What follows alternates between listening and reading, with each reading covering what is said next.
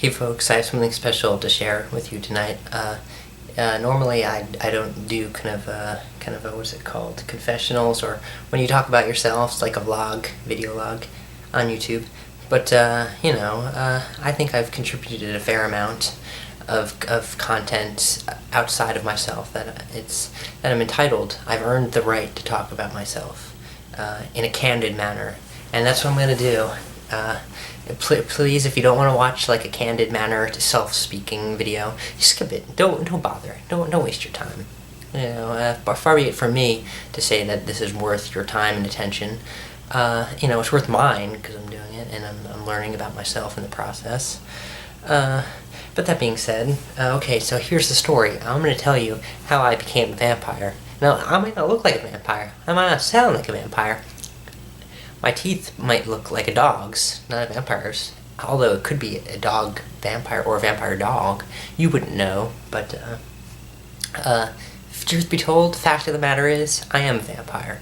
I wake up in the middle of the night, emerge from my crypt, grave dirt. It gets in your nostrils. It's not very comfortable. I would recommend wearing a kind of filter, a grave dirt mask filter in your little coffin. But you don't have to, being a vampire, because you don't actually breathe. Still, the sensation is annoying. It's destructive. It's corruptive. They say we're already dead. We're undead, but still, that doesn't mean we don't feel. We feel excessively. In fact, too much, because we don't have souls. Our souls do not burden us. They do not filter through our senses. No, we have straight feeling of the physical. It's enhanced. They say like blind people have extra hearing, or deaf people have extra sight, like binocular vision, or like people who can't taste can smell like farts that are still being born inside of your bowels. Well, vampires are dead, so everything spiritual, any kind of intuition is gone. It's all physical. And so we can feel that grave dirt in our nostrils, and it's bad. It's annoying. It's necessary, though, because it's got to be a Christian church. No kind of Jewish temples, no Muslim mosques, no Buddhist, whatever the Buddhist church is called. I don't know. See, they talk about relativism in religion. Well, that's what vampires are. At least my breed, my installation. I guess if I was bitten by a Buddhist vampire, I would be like not. It wouldn't be grave. It would be Buddha bubbles. I'd have to use the packing foam, Buddha bubbles, in my sleeping arrangement. But I was bitten by a Christian. Have you ever seen the movie Interview? Okay, here's where the story starts. Here's where I get into the nitty-gritty detail. Have you ever seen the movie Interview with a Vampire? It was kind of like that. My lady died in a not a cute fashion. It wasn't like a death that would be fondly recorded in a scrapbook, embezzled with little ribbons and frou-frous. No, it was a painful death. Office equipment, you think it's safe, you play with it every day, you put your scanner and what have you, but you never think about the truth of things, and staples can hold paper together, but they can also hold humans together. And it's not just staples by themselves, but the whole slew of office equipment. Scanners, paper shredders, it was a Rube Goldberg style death. I mean, this could be, what's that series called, like the world's dumbest, Darwin Awards, yeah, 'cause she could have, okay, my lady was in the Darwin Awards, most horrendous office monkey death, and they think it's funny. You think it's funny? They see your girl in the book, like there, that's her name. It's like, okay, everything else that you know of her is in your mind, is in your little timeline of memories on Facebook, but everything that everyone else knows about her is in a book that called her an idiot.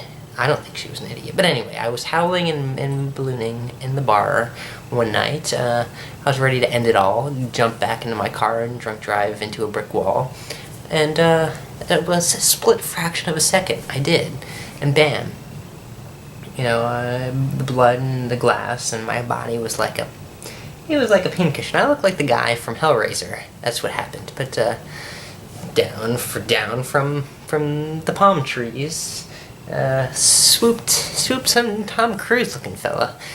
He wasn't Tom Cruise per se, but like if they were casting like the making, like a farce, like a making of behind the movie magic, and like Interview with the Vampire was like a biopic, and like now we're gonna talk about the real life. Like this would be the guy who would play the guy Tom Cruise was based on. This would be the real deal in this movie. So he was like too much of Tom Cruise. He was too much Tom Cruise for your TV.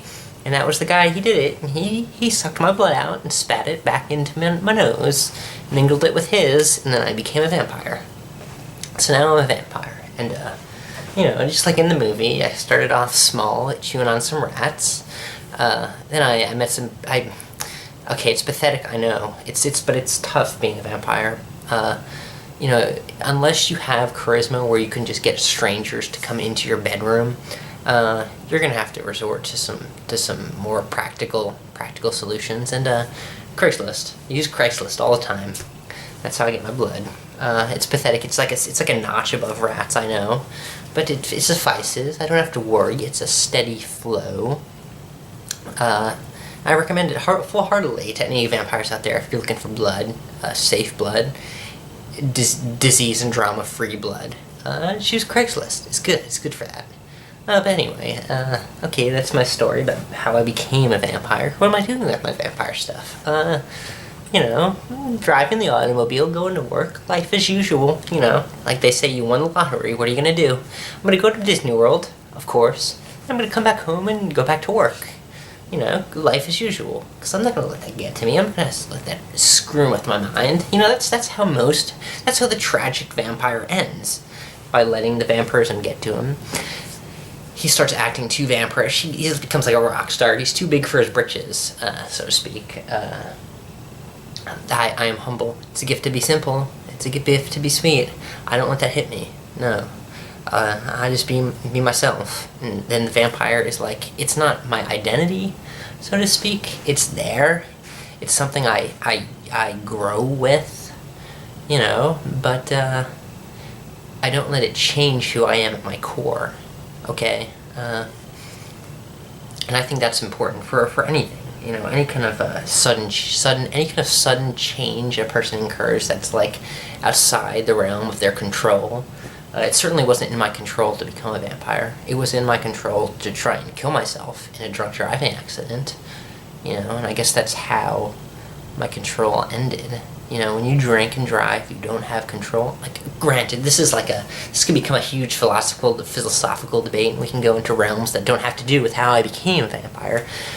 But, this is a fact of the matter. Your control's inhibited greatly. I don't honestly think people have as much control as they think they do when they're sober. I think nobody has control in reality. I think everyone is always being subverted by things. It's like things. Fingers, nose, ears. But speaking of which, this is, I gotta say, when you were turned into a vampire, you don't become someone else. Your body stays the same, how you were at that moment. It's like a snapshot. Before I became a vampire, I still have it, of course, this sinus issue. They say I need stem cells to reinvigorate my nasal linings because they were destroyed by smoking. Like, here's another thing. We got beer, alcohol, that's bad. Smoking is terrible. It can destroy your insides. And that's what happened to me. You would think it's great. You're immortal. You're undead. You have magic powers. But you have to deal with the body you had at that moment you became the vampire. And even if like my doctor says we can get stem cells to work on your body, even if we do stem cell therapy on my nasal linings, it will not fix, it will not take, because my body is technically dead. It's not alive, so the stem cells will just shrivel. It would be like storing stem cells on a corpse. It doesn't reinvigorate the body. It doesn't help rebuild tissue or whatever. But anyway, and my malady that I have, and I have to deal with forever, for all eternity, because now I'm a vampire. It's like a swallowing sickness. The little hairs or fibers or whatever, the entire lining inside my nasal cavities are broken, so I don't process mucus properly. what happens is it just doesn't come out evenly. It's not modulated. There's nothing pushing the mucus. So most people, they say swallow unconsciously millions of times a day. I'm conscious every time I swallow because I don't have nasal linings to do it for me. I have to pull it with a forcible grasp, a forcible swallow. And this is something, Freud talked about swallowing sickness. This is not Freud's swallowing sickness. I can assure you that. Because like I said, when you're a vampire, your soul is gone. And so you don't have to worry about some of those deeper kind of conscious troubles. I don't know how you call them. So yeah, what do you want to know? I mean, so you're a vampire, okay. Do you have sexual... I mean, did I have sex before I was a vampire? Why do you think I was in bars? Because I was a lonely bastard. So no, I didn't have... In fact, I only started having sex when I became a vampire. But it wasn't the good kind of sex. I mean, it was vampire sex. Your dick, I can tell you this, your dick is always stiff. I mean, if you want to be a walking, talking dildo, that's fine. But if you want to feel what you're no dice, as they say. It could help, I guess, having a constant hard-on. You know what they were like with getting blood from chicks on Craigslist. It's a little trickaroo, like ho ho, you're having fun. You're right, give them 20 orgasms and they black out, and then you just go in, chomp chomp, get a mainline.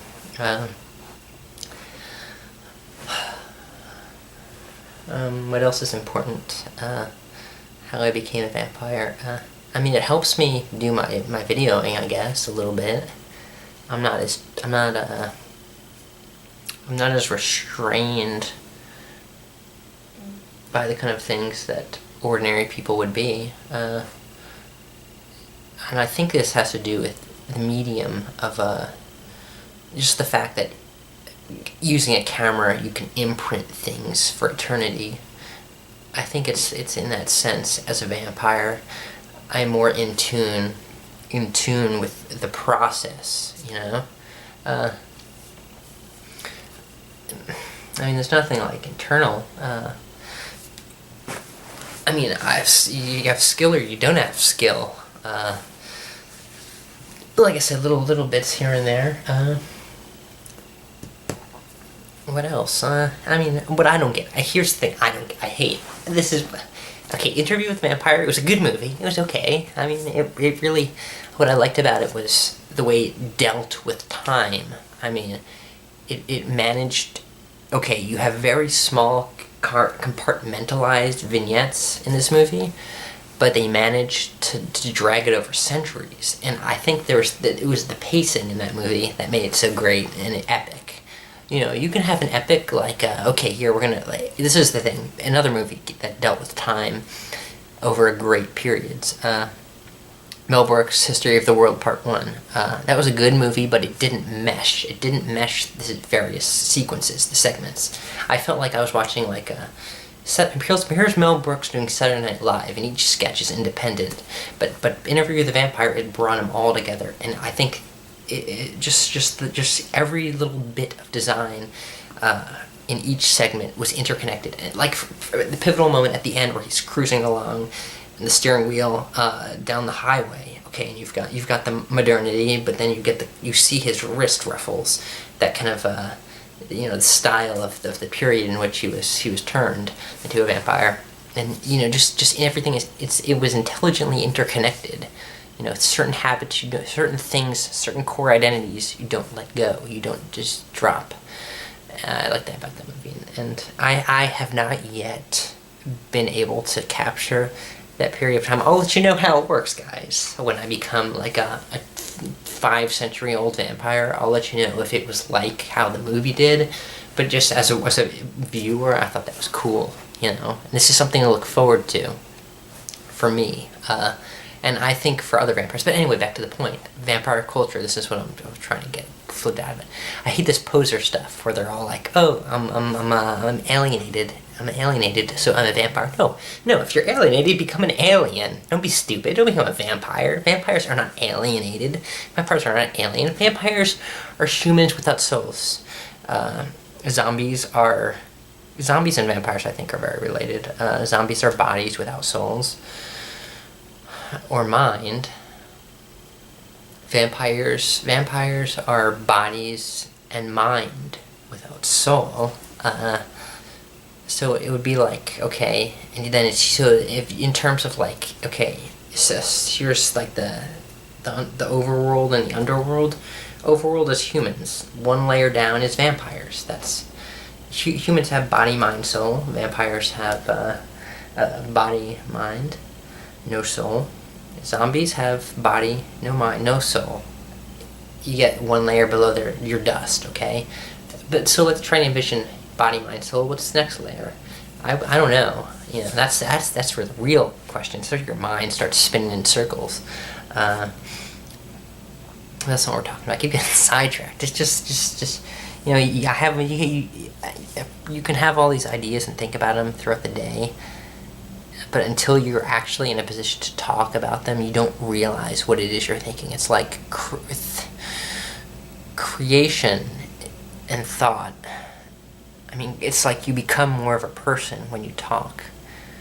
You can think and be a solitary being, and I have been for quite a long time. I still am very much a solitary being, but once I start talking and thinking, I mean, I think, but once I start talking, it's like I bring myself, it's like you expand, you become something greater. But anyway, maybe that's the next thing. You know, human, maybe it becomes, you know, so the underworld human, it becomes social the higher you go.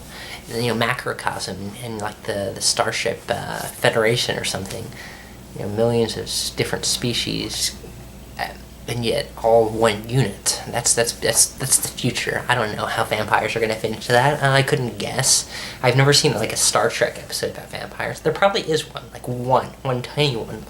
You know, Star Trek is very self-indulgent. They're always rehashing the same tropes. And when it comes to something new, something a little bit on the fringe, I mean, it's a sci-fi show. Everything is on the fringe, right? Science fiction, crazy goofiness, but no, it's not. It's very formulaic, Star Trek, and they have these things that they just do not touch. And if they do touch it, it'd be like those very minor, kind of throwaway episodes that don't have any kind of real intrinsic oomph to it.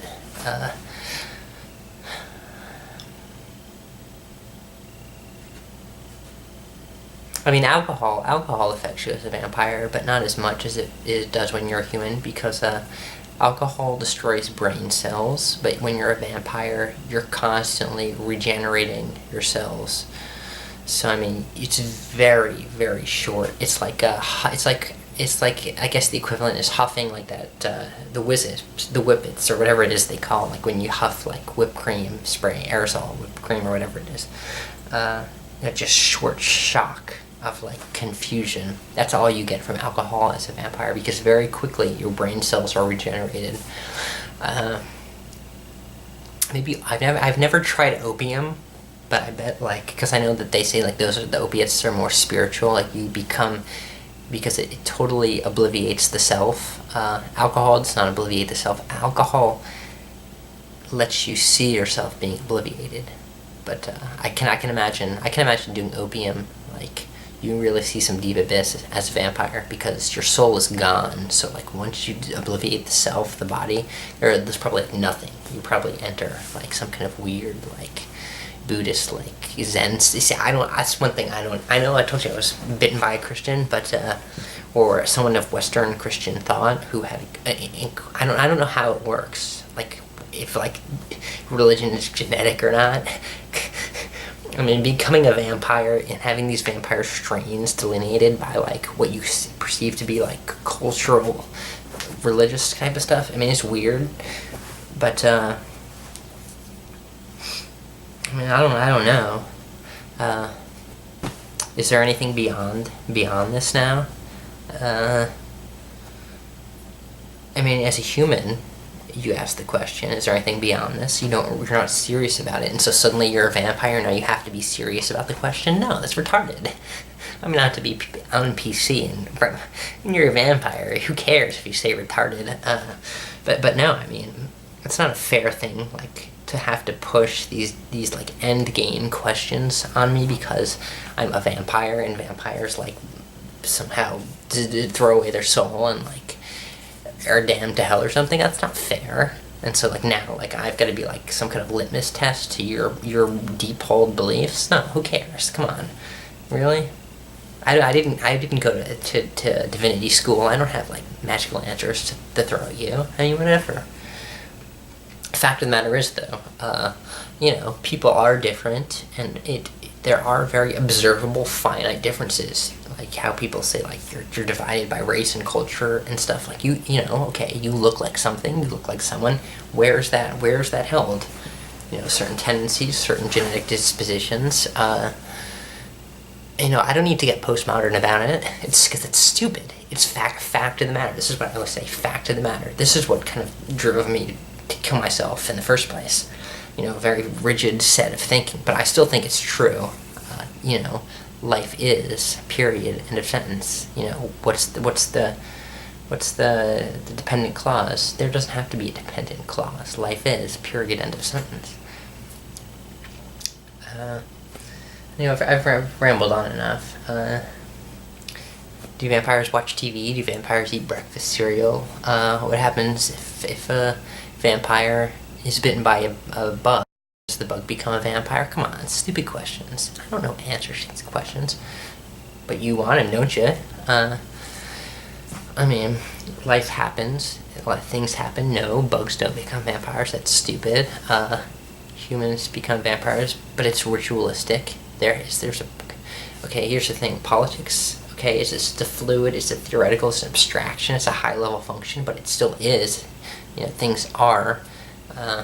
You can't, you know, me, if I were to just, like, bite into, like, a person, suck their blood dry, and spit it back into their nostrils, do they become a vampire? No, because becoming a vampire is a contract. It's political in a sense. It's an agreement. You know, you can't inadvertently, you can't accidentally become a vampire. You know, you can accidentally get AIDS, yes. You can accidentally die. You can accidentally become insanguinated or something. But can you accidentally become a vampire? No, you cannot. There are preconditions. And, like, you know, despair is one. I think, you know, just from what I've observed, the guy who bit me, he was... Anyway, I was despairing. Some of the other vampire people I met were despairing. We don't need to go into details, because that's not fair. I mean, what does that mean? What is despair? What are the depths of the soul? Depth. I mean, what qualifies? Anyway, I think it's enough. You got my story. It's not an interview, because you're not asking questions. I'm giving you an inverted question. I'm giving you answers without a question. But there you go. Have fun. Enjoy. I don't care. You know, you don't care either.